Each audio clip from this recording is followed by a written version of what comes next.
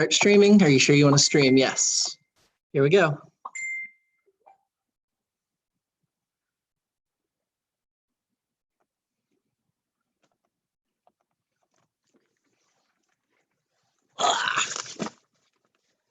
Welcome out to It's All Been Done Radio Hour. Hello, I'm Jerome Wetzel, creator and writer of the show, and I welcome you to our show. We hope you're safe and your family is safe. It's a difficult time for many people, and that's not lost on us. But we wanted to bring you a bit of show, hopefully a bit of light, some laughs to It's All Been Done Radio, and some gaffes like that. That was not on purpose. In any way we can, so here we are. If you're tuning in for the first time, we're a modern geeky comedy in the style of old-timey radio series. We perform live on the second Saturday of every month in Columbus, Ohio, and the shows are recorded to be released on a weekly podcast about a year later. You can hear the newest shows not yet on the podcast by donating at patreon.com/IABD. Today's show is going to be a little different than our usual programming. Obviously, being online is not something we're accustomed to. We're used to the energy in the room from the audience and the other performers, and that's not going to be here. There may also be some lags and other unavoidable technical issues, but we'll do our best. The biggest thing you may notice is this show will not contain our usual theme songs, as music is even more complicated to do in this format, and we're just going to forego that this week. Aside from this, we've also streamlined and shortened our performance to try to give you the best show we can for the platform. If you enjoyed today's performance, please check out our website, itsallbeendoneradiohour.com. And since we offered the show for free, please consider donating to us at patreon.com/IABD. And now, without further ado, It's All Been Done Radio Hour.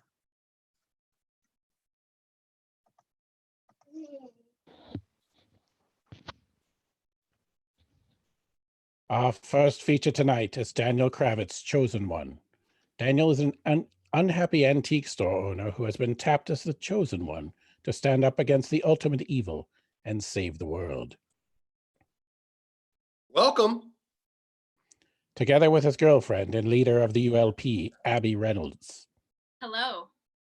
Head of research, Rufus Reginald Rochester. Good day to you all.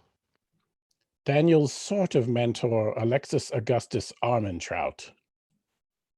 I am furious he hasn't checked in. Where the hell did he go? Grezit the Green, a Garu monster who fights for the ULP. I am still most fierce. And not Josh Wallace, an unknown person living within the body of Daniel's sorcerer friend who died and came back to life, sans magic, and who currently resides in a cell on the ranch. I don't know who I am, but I'm not a threat to anyone. I just want to be a part of the team. We'll see. Daniel and friends battle the forces of darkness and protect us all. Tonight's episode, Cave of Wonders, written by Nick Argenbright. Our tale begins 2 weeks after Alexis Augustus Armentrout disappeared. Waiting outside Abby Reynolds' office like a kid sent to the principal, sitting in a chair, resting his head in his hands, is Daniel Kravitz, Chosen One. Have you spoken with Alfredo yet about the amulet we picked up when we fought the guy who worshipped Sarulik? Saruman? No. I'm the Chosen One. I'm a busy man, Rufus. Okay, you know that. Yes, well, you should make time for this. Alfredo's theory about the amulet of Sha'al as a power source is, well, it's What did you think would happen? Oh my. I see our Abby is in rare form today. I suppose so. Do you think Abby has been acting strangely? Oh, what, since Alex went MIA? Nah, this is pretty much her use now. I'm concerned about Alexis too, but I feel like she isn't the same sweet Abby as of late. You mean like some kind of possession? No. Like perhaps being leader of the ULP has changed her, but not for the better. From Abby's office storms a very unhappy B.J. McKibben, with the frustrated Stephanie Garcias trailing behind. Stephanie glances at Daniel, then quickly looks away as the two trainees head down the hall. A moment later, Abby follows, with no hint of the anger heard just seconds earlier. Ah, Abby, finally. I'm glad we have a moment to chat. I really think that we have a lot. Rufus, I'm sorry to do this, but can we push back our meeting another hour? I have something I need to take care of first. Are you all right, Abby? Of course. Why wouldn't I be, Daniel? Well, I mean, it's okay, and I get it. I mean, I get how we're all concerned about Alexis, okay? But I mean, there's no need to lay in on the help. I mean, Frenchie and McGibbs there, they haven't done anything wrong. Frenchie and McKibbs? Yeah, they've been busting their butts lately. I mean, pulling more than their weight. We all have. Interesting. So interesting.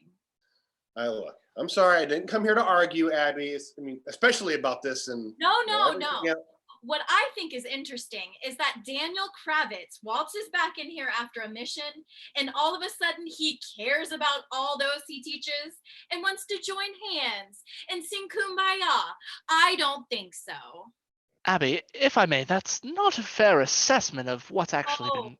I'm sure it's not, Rufus, but is any of this helping me with the laundry list of things here I need to do? Well, let me see it. I mean, maybe I can help you cross some things off. It's not a literal list. So delegate. You don't have to do this all on your own. We're here for you. Yeah. I have been telling you what to do, all of you. Ugh, it doesn't get done. It all falls on me. All on me. Now, I hardly think that that's Wait, an so if you had this list of things done, then I'd be able to see my girlfriend again?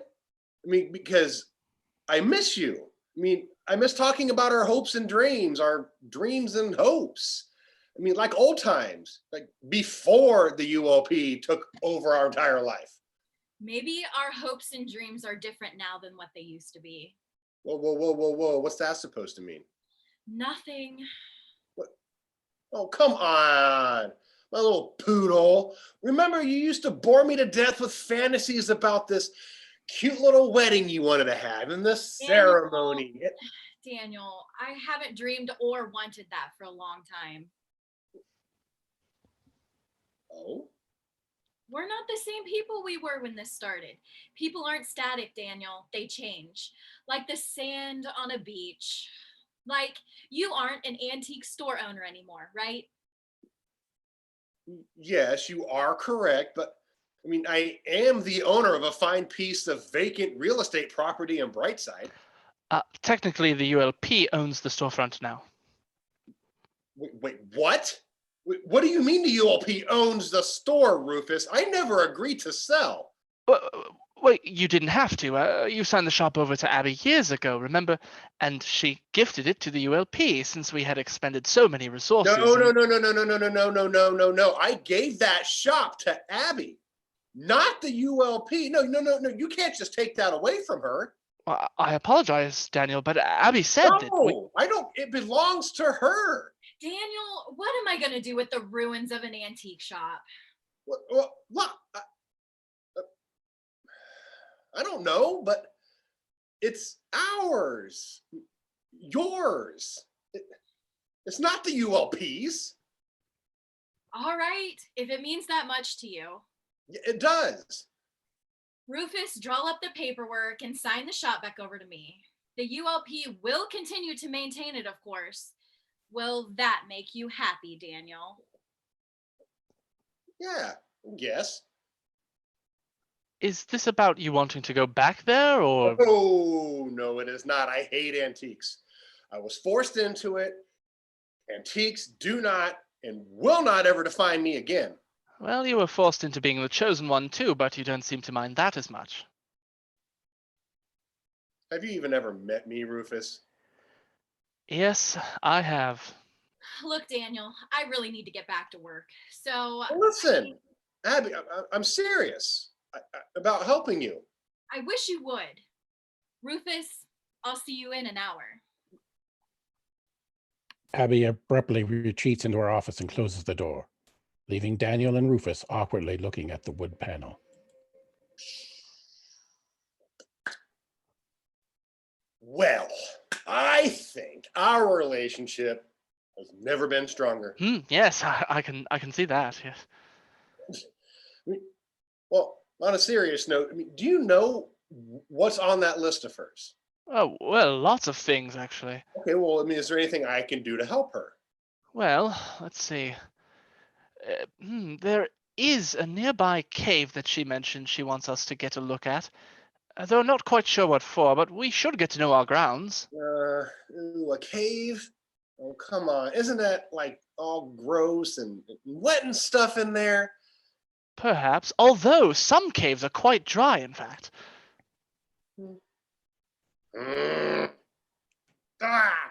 Fine. The things we do for love. A few minutes later, in the cabin where Corey Edison, among other students, resides. Hey, Squeezy, stop jamming the clam or whatever you're doing over there and let's go. Excuse me? I wasn't jamming the... Whatever. Ew. I mean, you can do your wham bam, thank you ma'am, jam clam later. I don't care. I need you to pack. Okay, now. What? Go. Well, I get to go on another mission? I didn't think that after the last one that You want out of here or not? I was supposed to go meet up with Dawn, and yes, I want to go. Well, what should I pack? I don't know, goggles or something. Who cares? Just pack like you're going spelunking. Do you even know how to spell that word? Elsewhere, across the grounds in a makeshift block of cells, Josh Wallace sits by himself as the resident Garou, Grezit the Green, ushers a prisoner into the neighboring cage. Thanks, Grezit. That last cell leaked every time it rained, and it was getting really uncomfortable. Grezit the Green does not care about your comfort, nor does Grezit trust you. Grezit only moved you because Abby Reynolds made me move you, Fran, cult of Booby Man. It's Bob, actually. It's an acronym. It stands for Bertram Oswald Babbitt. Grezit the Green does not care, Booby Man. I'm a woman. Booby Woman. That's kind of redundant, isn't it? Be quiet, or Grezit will take Mr. Smashy and smash your head deep into your shoulders until it makes a round bowl. I will urinate in your neck bowl until it is overflowing with my delicious golden nectar. Then I will take you back to your fellows and make them drink the pee all down until they explode from drinking too much liquid.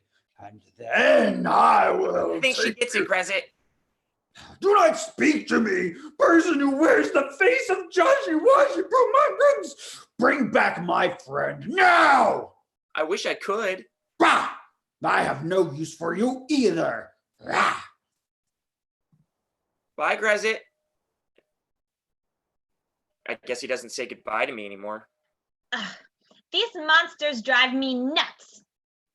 Well, Grezit's all right. And he's a demon, not a monster. Same thing. Back when we were summoning a soul to come through the Shadowlands, it hit you. Yeah, so?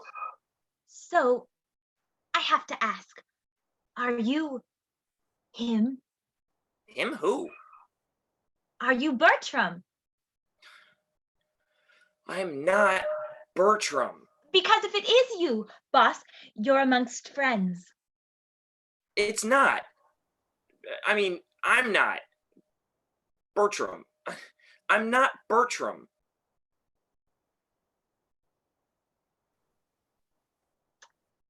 Are you sure? I'm very sure. Really? Yes. A few hours later, in the caves just north of the ULP ranch, Daniel Kravitz and Corey Addison walk through the damp darkness. Well, this was totally one of the best plans I've ever had. Yeah. The stupid one here thinks that knocking this off Abby's list will give him more time with his GFF. Uh-huh. Yeah. Thank you, Captain Obvious. Listen, first, it's Miss Reynolds to you. And second, stop doing girl talk with Don, okay? That earpiece is to communicate with the base only. Dawn is the base. Whatever. Listen, it's for business stuff only, okay? So just, oh. Oh, do you feel that? What are you talking about? I all of a sudden don't feel good.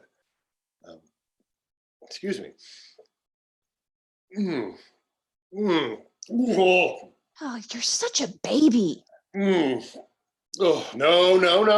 Don't mind me. Go ahead. Just keep on gossiping there, just like I'm not here. I'm only getting super nauseous.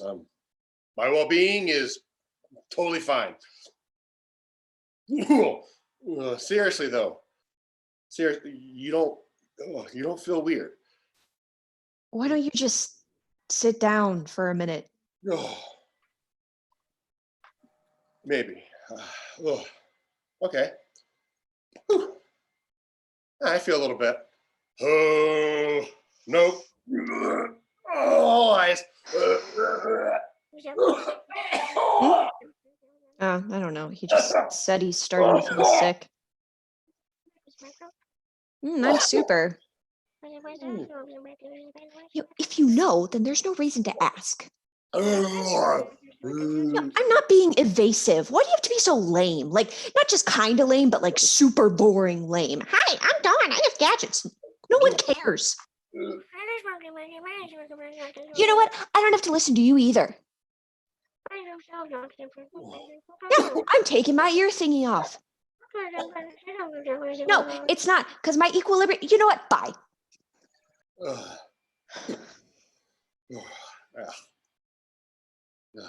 Trouble in paradise. Sometimes you're really smart and funny, and other times you're a real jerkwad. Gee, thanks, Don. Glad to know that's what you really think of me. Come on. Oh, great chosen one. Hey, wait a sec. Give me that earpiece. Hey, Don, can you try to get a reading of where we are at? Hello? Hello? Don, hello? We've lost Don. Yeah, she just hung up. Give it back and I'll call her again. God, it's just making some weird noise. The call isn't going through. Great. This means we must be down far enough that your comm thing doesn't work. Fantastic. It's too bad, because I was really looking forward to you telling Don what happened in Pennsylvania, so. Yeah, that can wait. Yeah, well, you can say that.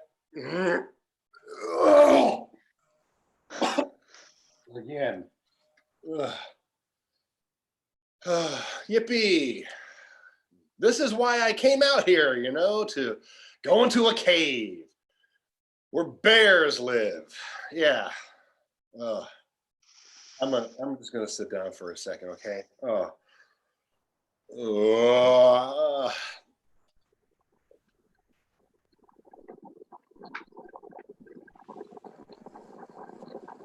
the? Oh, balls. What? The floor opens and swallows Corey and Daniel whole.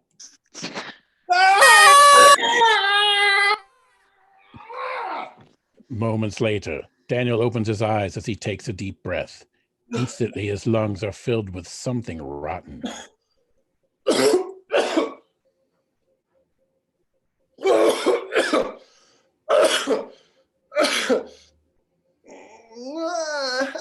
Ow! Ow! What? Wyatt? I can't breathe. No, duh. We're in some type of ancient passageway that have been around since the days of the Native Americans. Spoiler alert for the white guy. They were here before you.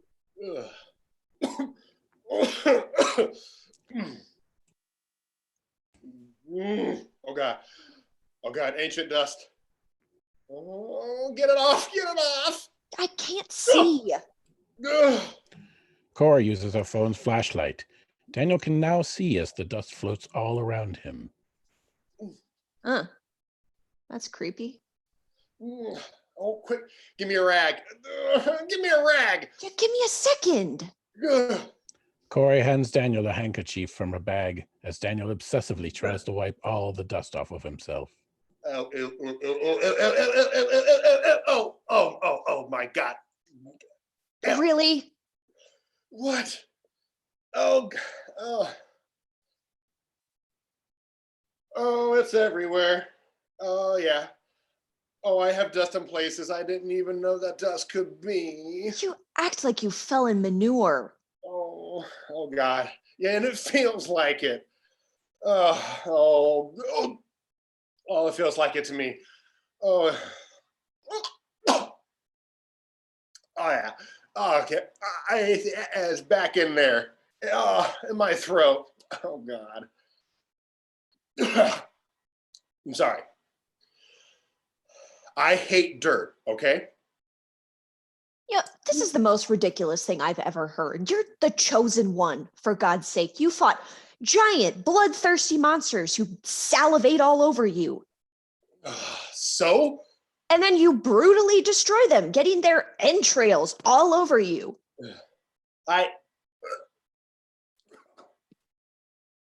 What are you getting at? And dust is worse. Oh, yes. Dust and dead things, because it is dead things. And I also don't like touching newspapers. What the hell? It's true. I just don't. I can't stand. It's just. You used to run an antique store with items likely covered in dust and dirt, probably with rando newspapers thrown in. Oh, God. Oh, God. I just want to take a shower. Oh, God. Well, then, I don't see any exits, so why don't you just teleport us out of here? Oh, my God. Thank you. Oh, Squeezy, perfect idea. Oh, you get extra credit. Oh, right after we.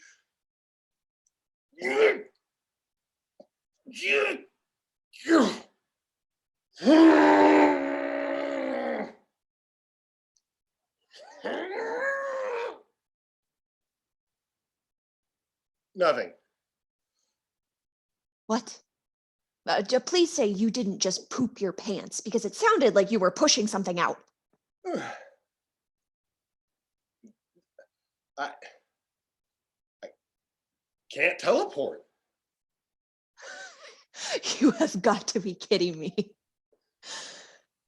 Okay, then, so, how about, what if there's a secret passage here or something? No. Rufus always used to tell me, don't go searching for secret rooms. You're always more likely to find something much, much worse. And seriously, I just told you. Balls. Oh. Ah! Oh, God, not again! The side of the cave wall opens and a gust of wind sucks them down into the dark vortex of nothingness. As Corey Addison regains consciousness, she smells musty, and she feels pain in her head. Groggily, she realizes she can't see a thing in the pitch black. Pulling out her phone. Yeah. Yes, and... Her smartphone displays a faint light.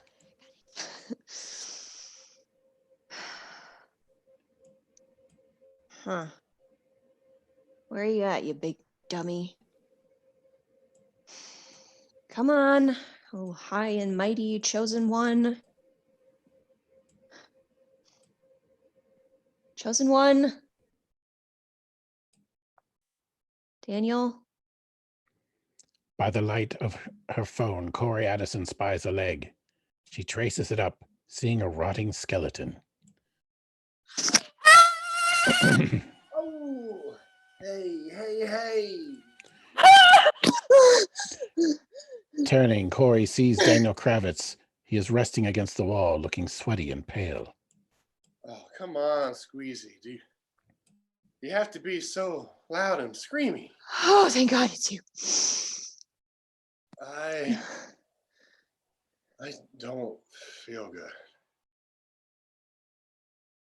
Yeah, I know. Come on, get up. It hurts to move. What about your quick heal power? Yeah, that's working about as well as my disappearing retreat right now. I don't know why your powers aren't working. But look at the upside. Despite the fact that we both may die here, you don't seem to mind the fact that you're covered in dust right now. Oh. Oh, God.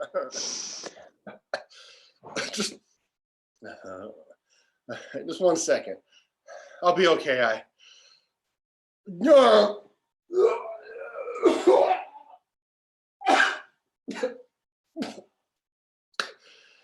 Oh, can't you? I don't know. Just for once, just be positive. Positive.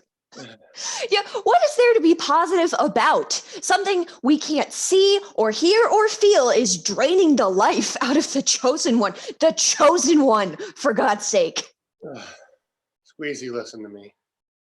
There is a whole ranch of people who know where we are, okay? They will come looking for us. You know I hate that name. Why can't you remember my real one? It's not about remembering.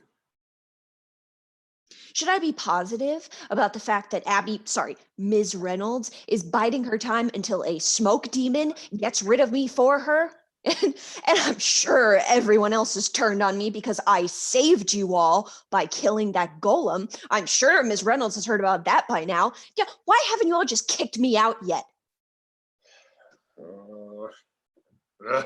I hate doing this.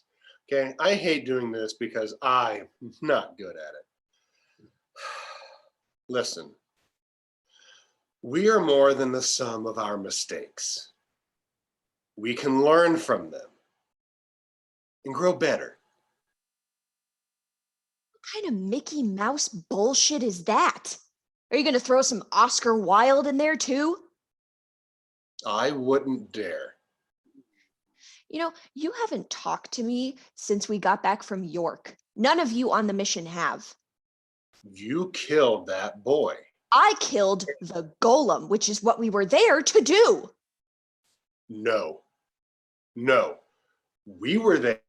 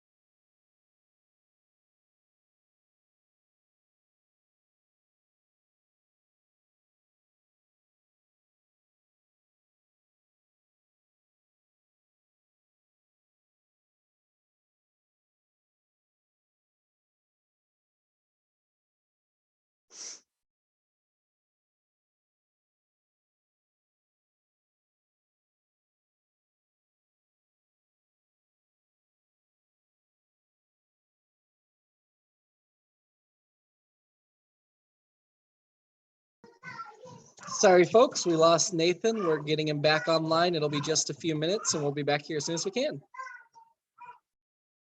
All right, sorry.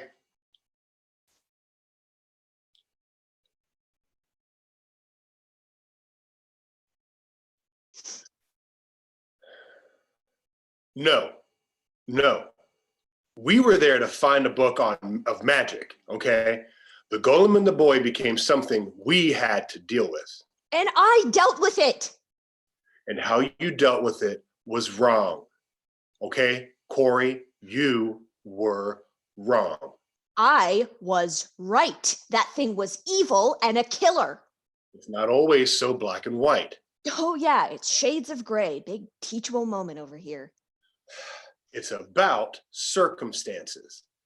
It's not always skill or judgment. Sometimes it's luck. Okay, it's not about right or wrong. It's about perspective.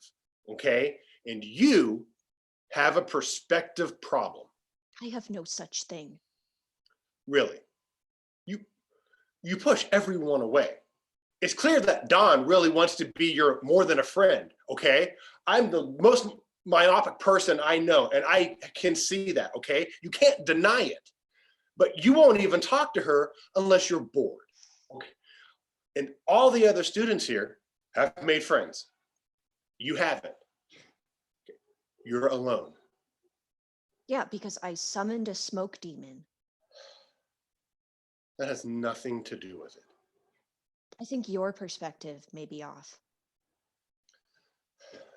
What did your file say? Oh yeah, excelled in school and then parents died when young. Thrown into the system, bounced around from one family to another, ran away from home. But you lost your real home years before that, so it doesn't matter that you ran away from it. My father, before he died, used to take me to the antique store to look over some new things or whatever, anything that came into the store. And I was so bored. I was always so bored with it. But I remember once he told me, keep your eyes open for anything that seems odd or out of place. Did you know that if you close your eyes and think long and hard about red, that when you open them, you see red more than any other things? It's because your focus is on just that thing.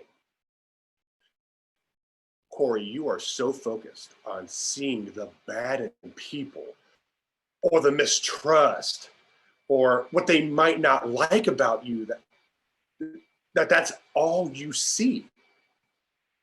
And that may not totally be your fault. It might not be. Unlike you, I got lucky. Okay? I had a family until I was basically an adult. You're still not an adult. I never went into the system like you did. Also, I can't tell you how lucky I was to have Abby as well. But not everyone has a place they call home, do they? You didn't. I mean, and now look, you push everyone away. And it's not your fault you're ostracized and alone. And it's not just because of your actions. You may not, listen, you may not agree with this, okay? I could just be rambling, but everyone always means something to someone else. Yet you refuse to acknowledge that. And you refuse to acknowledge that you now have a place to call home. That you have people that give a damn whether you live or you die. Do you understand? And if you would just show them a little of that in return. So Corey, my point, again, why did you keep me? my Lord, I kept you here because you and I are different sides of the same coin. I am nothing like you. Whatever gets you through the night. Whatever. Wait, was that a song? I don't hear anything. No. I think that's the title of a song. Yeah. Whatever gets you through the night. All right.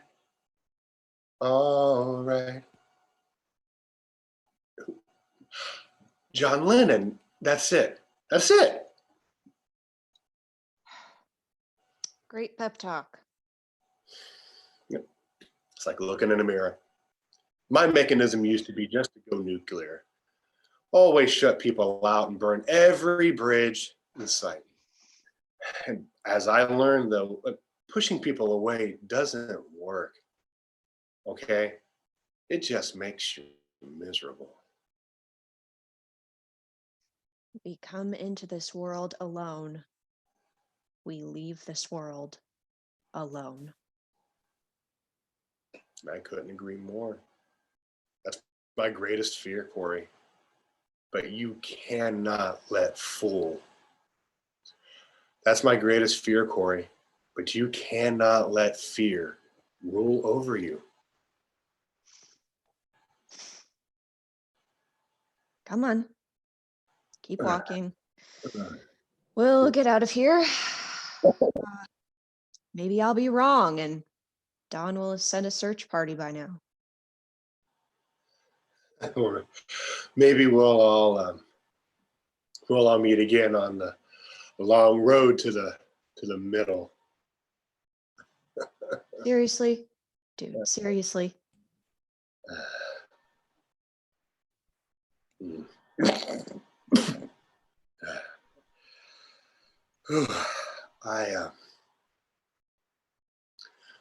I think this is where I stop. They reach a pass, the path splitting into two separate tunnels. A fork in the road. We're dealing with some weird old real Oscar Wilde shit now, aren't we? That's Robert Frost. Potato, tomato. I don't want to leave you. You need to listen to me. You need to keep going, Corey. You don't have the chosen one healing ability that I do. Heck, I think it's why I've been able to stick it out as long as I have. Do you understand me? I'll be back for you.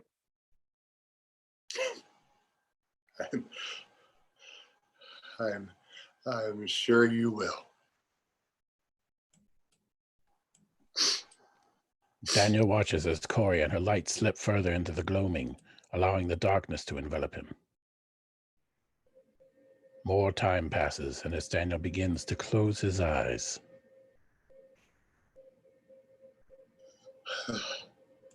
This little light of mine, I'm just gonna take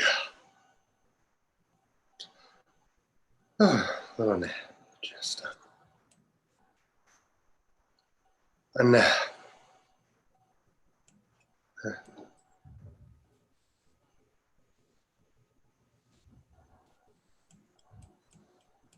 Cross the threshold, enemies will sleep. Keep the true on solid ground. In forest, spirits and brigands against laggards, devils, and invisible. Without stop for eternity protect this blood and flesh. Daniel's eyes widen as a glow emits from Alfredo's hands and the whole tunnel lights up. Daniel!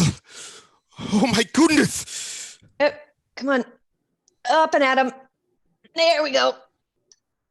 God, you're heavy. Gee, I wonder why. I'm only 6, goddamn 8.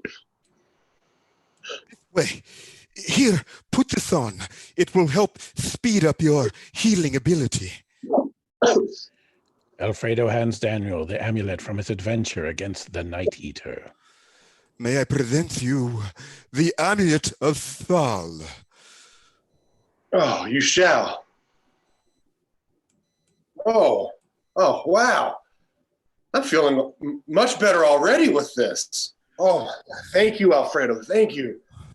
You weren't supposed to be here, Daniel. Neither of you were. I know. I was just trying to help take something off of Abby's list of things to do. I'm so sorry. Yeah, but apparently she didn't know that. Abby is mad at you, like super mad.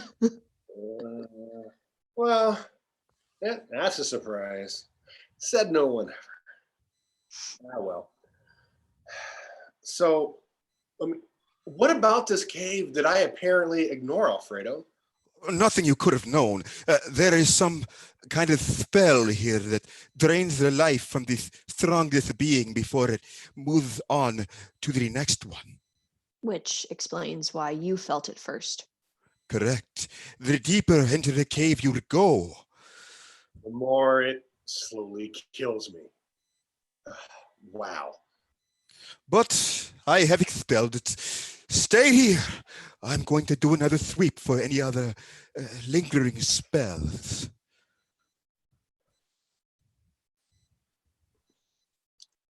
Corey, listen. I apologize for putting you in danger. I guess I made the wrong call here. Not exactly. I mean, you were right.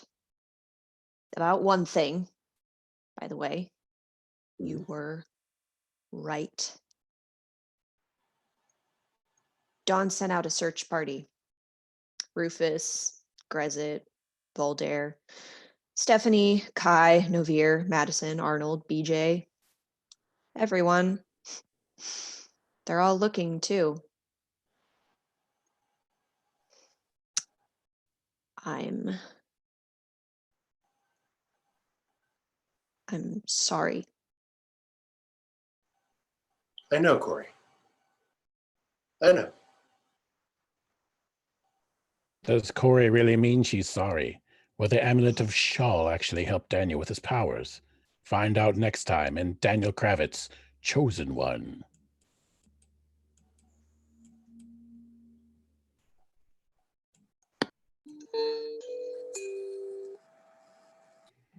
And now, a word from our sponsors.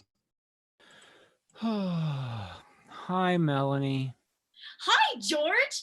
Having a rough start to your morning. Yeah, I drag myself into this office every day, have a cup of Joe, and I swear it's like 1 p.m. before I start to feel like myself. Oh, wow, that's rough. Yeah, how do you do it every morning, being so cheery and chipper? It's my coffee. Your coffee? Yes, it's new. New? What's so new about it? It's depoisoned. Depoisoned? Yes, the fine people at IABD Coffee Brand take all the poison out of my coffee in this new blend. All the poison out? I never knew such a thing was possible. It is. Try a sip. All right. Wow, there's no acidic burning in my throat. That's right. No arsenic, no cyanides, no strychnine, no anything that hurts your body. Is that stuff in regular coffee? You bet. Probably, but not in IABD coffee. Well, I would have never have thought of such a thing. You didn't have to. IABD did it for us. Wow, where can I get depoisoned coffee? At any grocery store that gives in to IABD's monopolistic selling terms. Oh, I'm out. I'm going to go buy some right now. Great idea. You have to have it. Remember, folks, drink IABD coffee. Any other brand will kill you dead. Goodbye.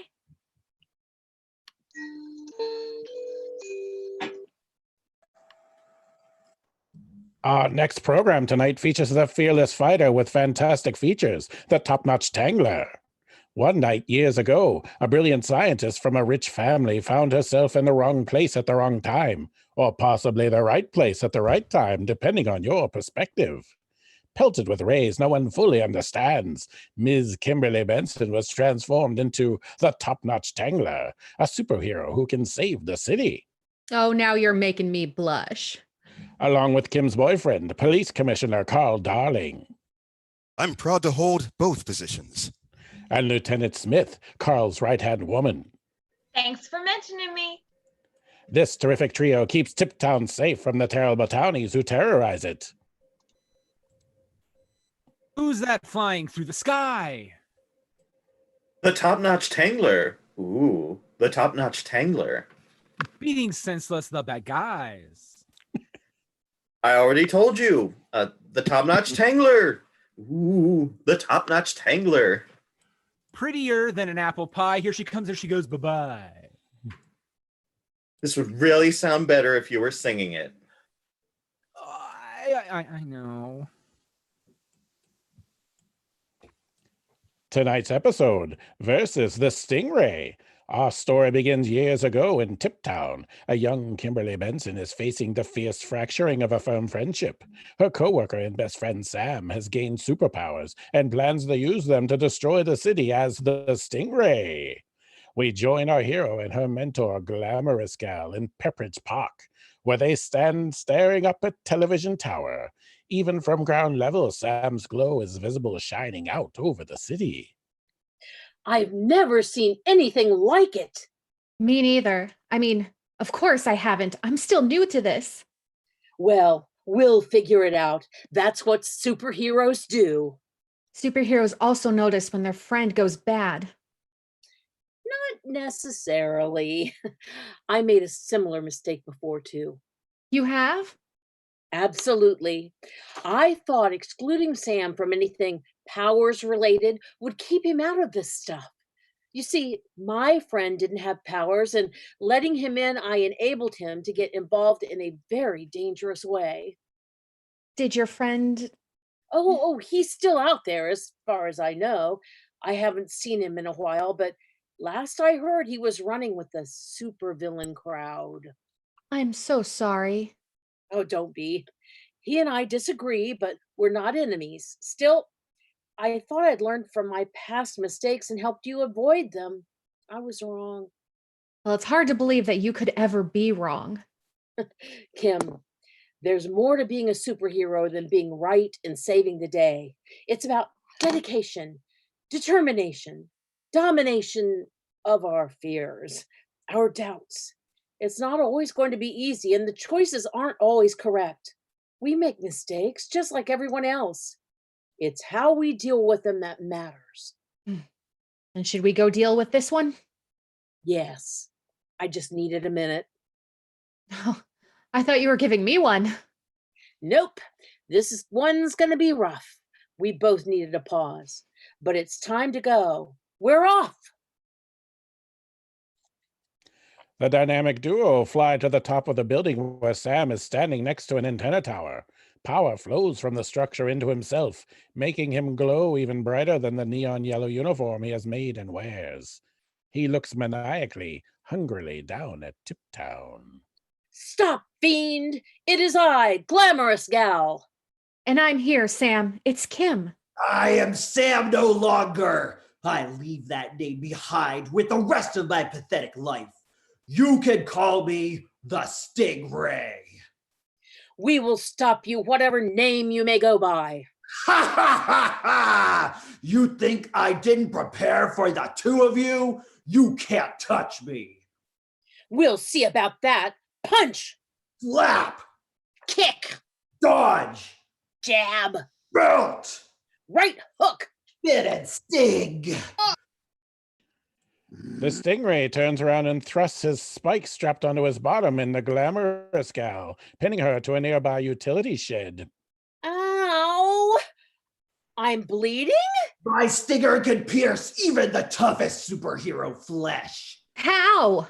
I'm a genius, Kim. Smarter after the accident, like you used to be. I developed it myself, all alone in the lab. I should have been... Ding! Ow! Stop! You're hurting her. I told you I planned for both of you. As long as I have my sting in her, you'll have to back off.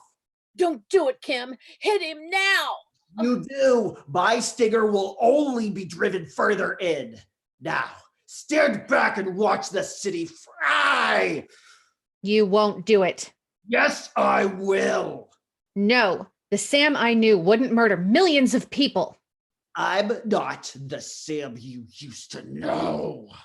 And I'm not the Kim you used to know. Kim grabs Sam and pulls him forward, releasing Glamorous Gal. Then Kim hurls her foe across the roof. Pulling me forward? I hadn't thought of that. Not as smart as you thought. Still smart enough to beat you. Well, you're going to have to do more than just that. You're going to have to murder me while staring me in the eyes. Can you do that, Sam? Yes, I can. Sam lunges at Kim and they tussle, arms locked on one another's shoulders. Sam's energy singes at Kim, but she holds steady, eyes locked. Why won't you stop? A hero never stops. I will help you, Sam. No, you won't. Yes, I will. No, this won't end. I am not going to stop until you are dead, and so is the rest of Tip Town. No, I will defeat you and then I will help you. No one is that nice, that good, and certainly not you. A spoiled rich brat who had money and then power. You're not getting fame too. I won't allow it.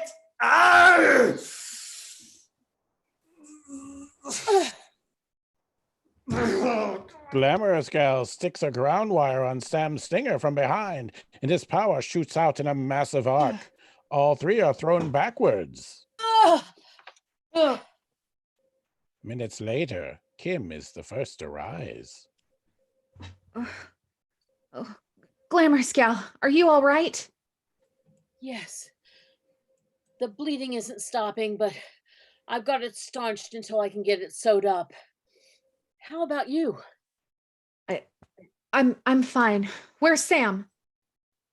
I think he was blown that way. Sam, can you hear me? Oh, Sam, we're going to help you. I promise. I know a place. You know, Kim, you sure can tangle with the best of us. That's it. What? The Tangler. That'll be my name. You know, because of what I can do with ropes and stuff. And with fights. I like it. Solid, humble, but it needs alliteration. How about the top-notch Tangler? I love it. But is it too showy? It's terrifyingly terrific. All right, then. The top-notch Tangler. Back to the present. That was intense. You're telling me, Lieutenant Smith, and I lived through it. You don't suppose, Suppose what, Carl? the Stingray's stinger could stab superheroes. Helazani's knife can do the same. What? Really? Maybe there's a connection there that goes back further than we know. I don't see how. Still, it might be a lead worth following up on, along with all the others. Speaking of, we found no sign of Greg. That's not surprising. He's never been easy to locate. I don't know why Glamorous Gal mentioned him in her dying words. She must have had a reason. Definitely. But until we find him... And you still don't have any idea who her first mentee might have been? Not a clue. But I've given Howard as much time as I can. I'm flying down to Florida tomorrow to see what he knows. I'll come with you. Oh, that's sweet, but I'll be fine. I know. I'm coming anyway. Thanks, Carl. Don't worry. I'll keep Tip Town safe in your stead. When the scintillating superhero and her snazzy sweetie slip out of the city, the sexy Southern sheriff serves the citizens strongly. I have no doubt you will, Smith. Let's go, Kim. We're off. What will our hero find down in Florida? Come back next time to find out in another episode of The Top Notch Tangler.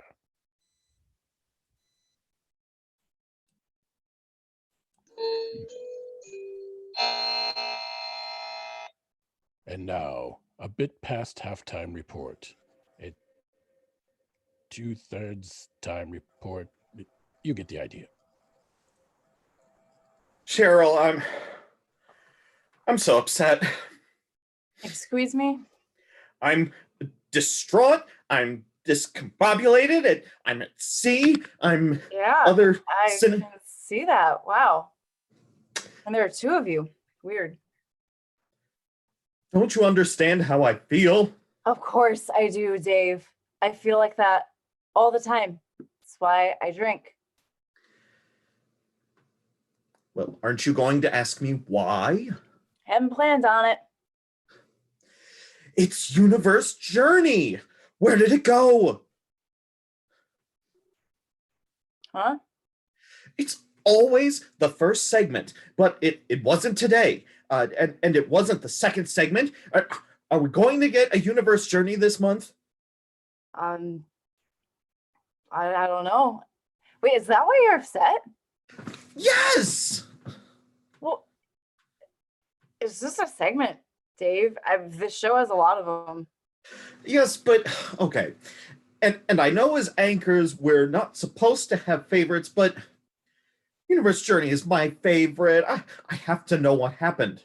Oh, okay. Well, maybe it'll be in the second half, third, whatever.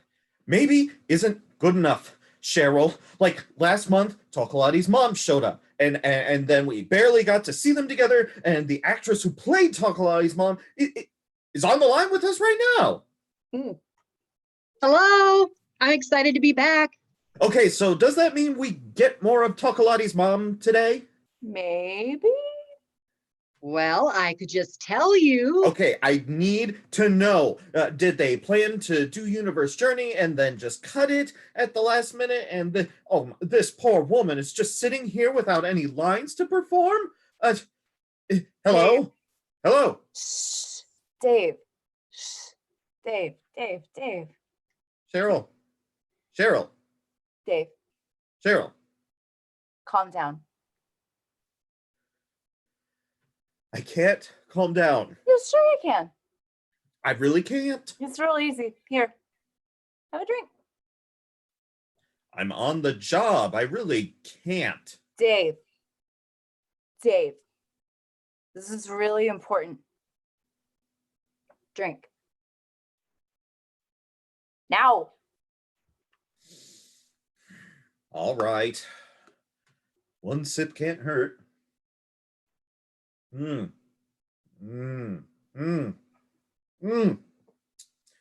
this is the good stuff. I know. Well, maybe just one more. Yeah. Keep drinking, my friend. Keep drinking. Soon, you won't even care if they perform Galaxy Trip or not. Universe Journey! Whatever. Drink.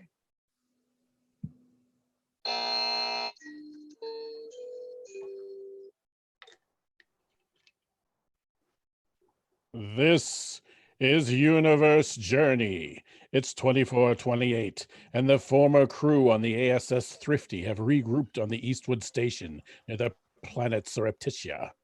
Also near the station is a wormhole to the Echo Dimension, a twisted, evil version of our own universe who have tried to invade. Let's meet the crew. First, there's Commander Richard Y. Kakay, and he... I'm in charge. Also, I banged Tokolati's mom. Hey, Commander Michelle Takalati is Kakay's XO and the daughter of an admiral. there are many more interesting things about me, like I'm obsessed with the 1970s. Groovy. The liaison between the ASS and the surreptish people on the planet is a being who belongs to both. Commander Meow Meow. I am not evil, unlike my people in the entire Echo Dimension. No one has thought you were evil in ages. Next, Engineer Colm Foley is not currently in the ASS, but still on the station. Hi, I'm just happy to be among friends. Built by Takalati and Foley is the android member of the science team, Ensign New. Beep, boop. Throwback Thursday. She's still getting the hang of humor. Last but not least, Admiral Jamie Jameson has recently been put in charge of this sector of space and the war that is barely under ceasefire at present. I have a personal stake. Don't we all? Theme song. Do you like fruit? Because I'm giving you a big old piece of cantaloupe. That's no. Oh, all right. Well, tonight's episode, Turning Points. We begin on the mall of the station, where restaurants and shops should be. Commander Takalati strolls with her mother, Admiral Strongman. It's so sad. All these empty storefronts. How can this feel like home? Do you have a problem with my choice of assignments, Mom? No. I just mean that you've been here for quite a few months. I just figured some of this would be filled in by now. Yeah, well, with the particular local planet nearby and the impending second invasion, I don't think this is exactly prime real estate. We had 3 restaurants, but we're down to 2. We've still got a bar, laundry service, souvenir shop, and that's about it. Like I said, sad.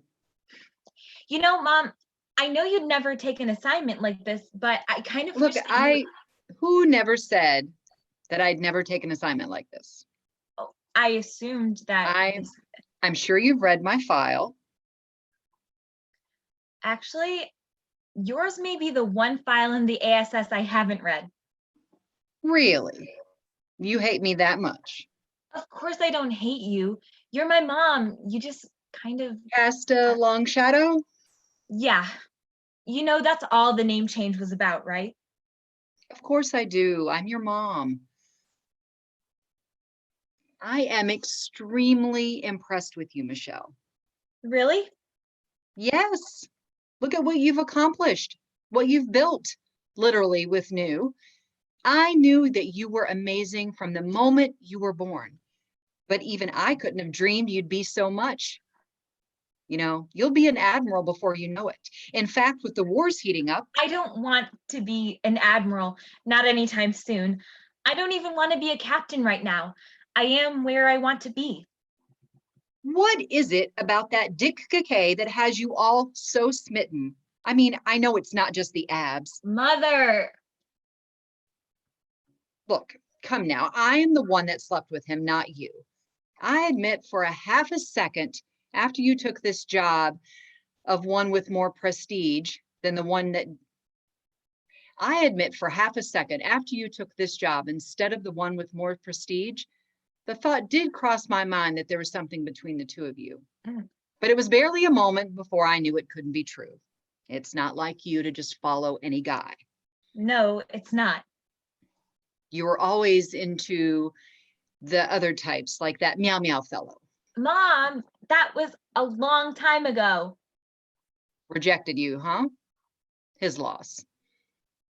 Well, look, I've only had a taste of Kakay and I like him. Most of the admirals don't, you know, except Jenko. Jenko likes Dick? Loves him. He's her favorite.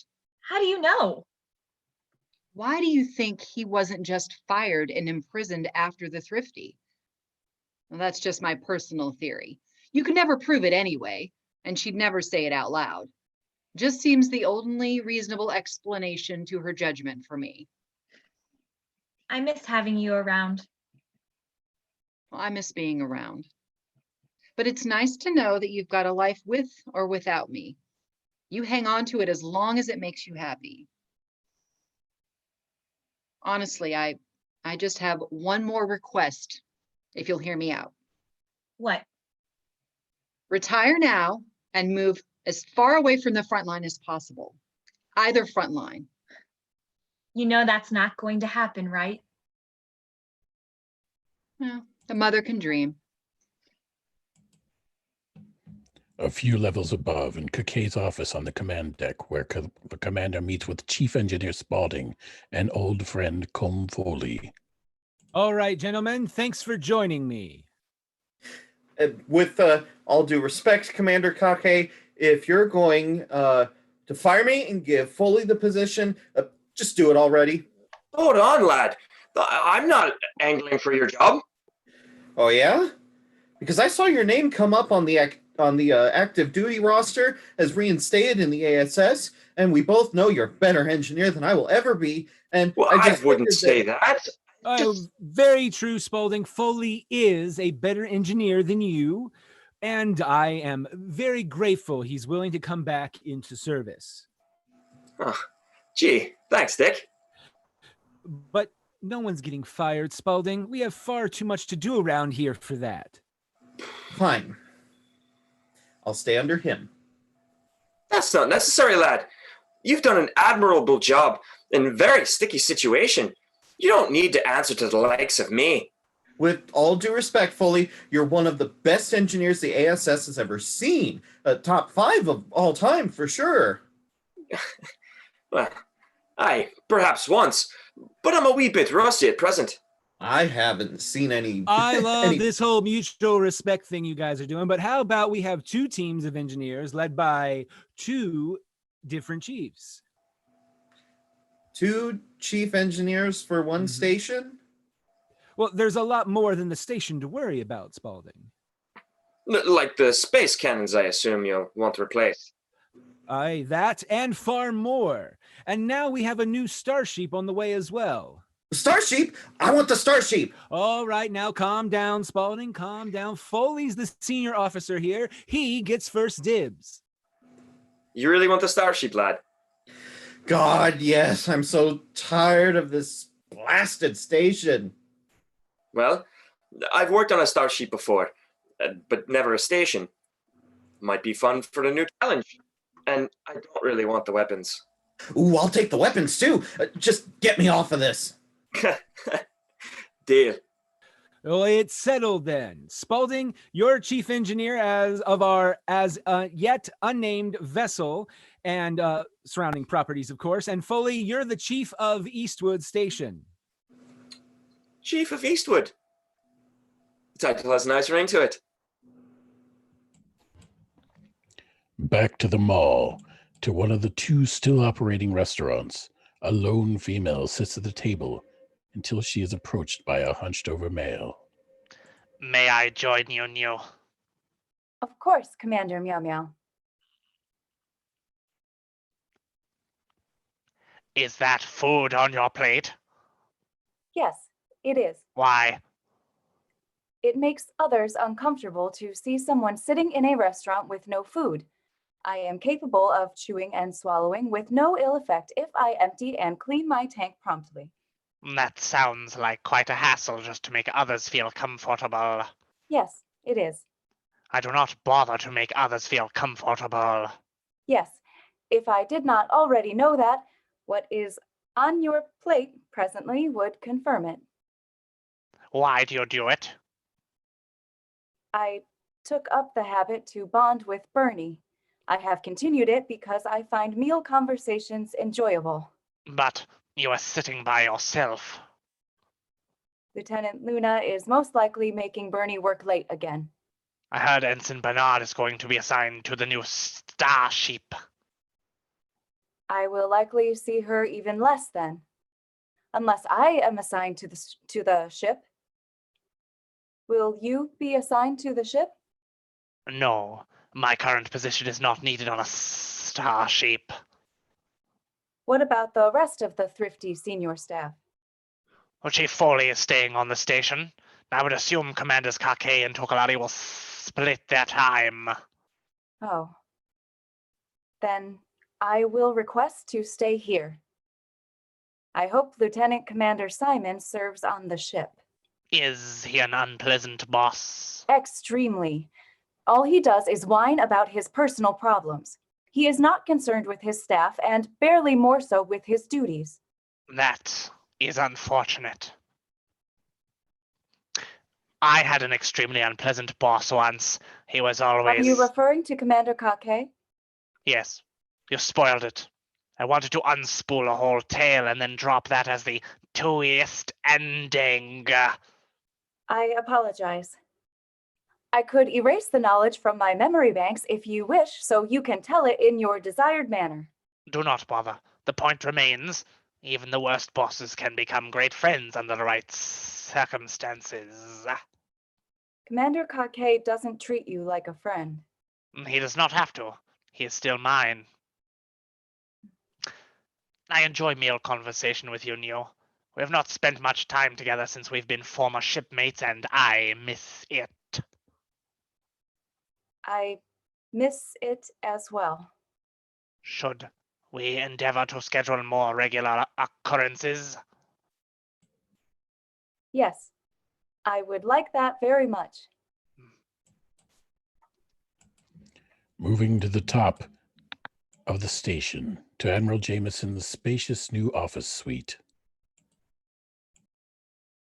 Admiral Jameson, quite an impressive view.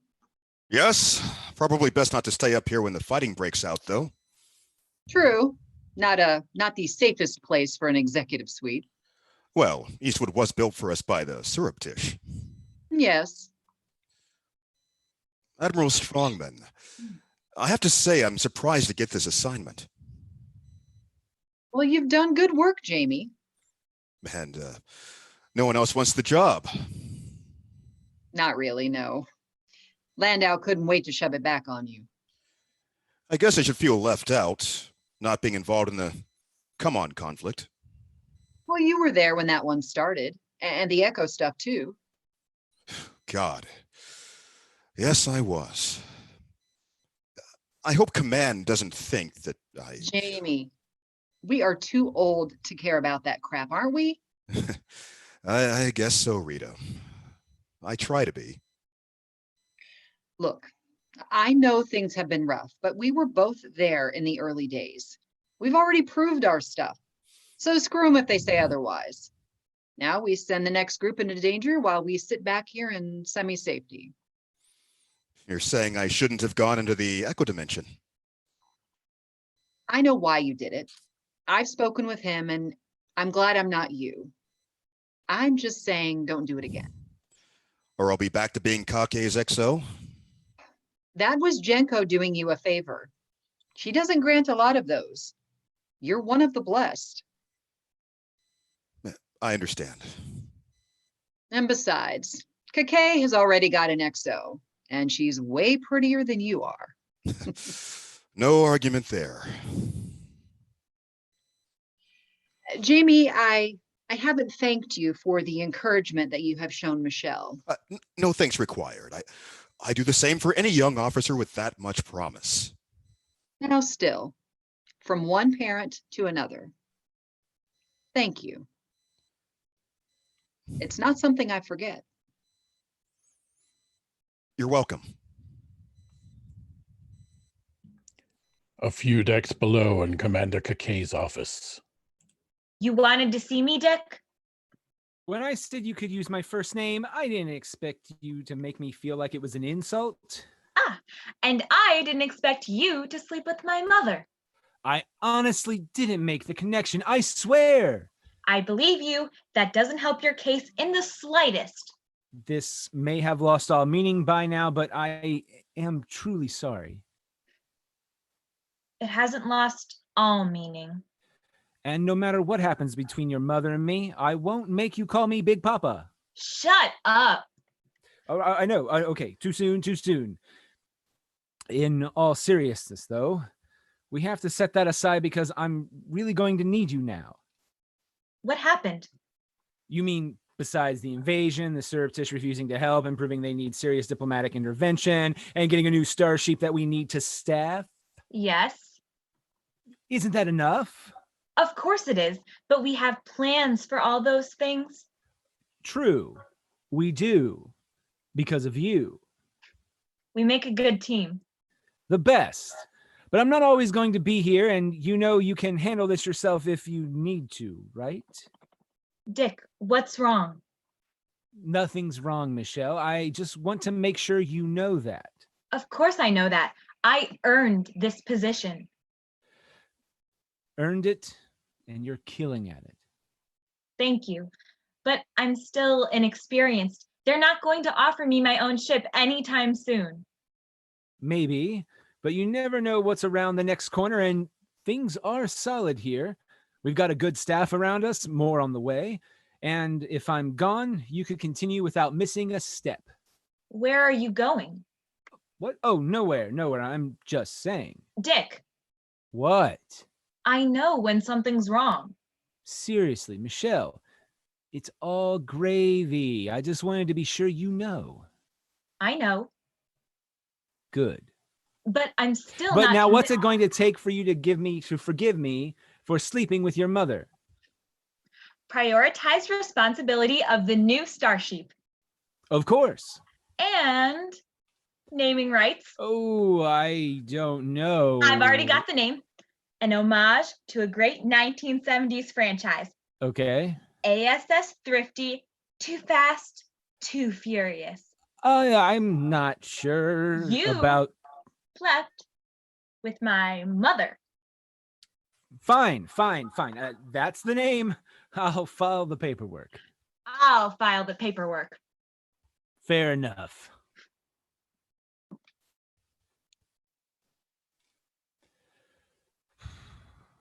Commander's Diary. I am damn proud of what Tokolati and I built here together. That's why I know I'm leaving it in good hands. She has all the support she needs, and she'll make a fine commander of the station and the ship. I hope she'll remember me half as well as I remember her for however long I have left. I pray it is as mercifully short. When I'm gone, you're gonna miss me when I'm gone, when I'm gone, when I'm gone. You're going to miss me when I'm gone. To be continued next time on another Universe Journey.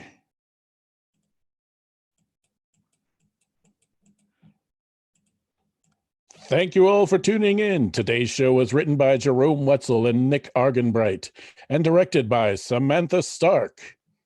It featured guest stars Stephanie Stevens, Karina DeCierno, Dana Bauman, and myself, Darren Essler. It's All Been Done Radio Hour stars Seamus Talty, Wendy Parks, Ryan Yohe, Samantha Stark, Shane Stefanchik, Nick Arganbright, Dan Kondo, Keith Jackson, Kristen Green, Kathy Boysenalt, and Nathan Haley. What? Follow us on social media at IABD Presents for information about our next show. Good night.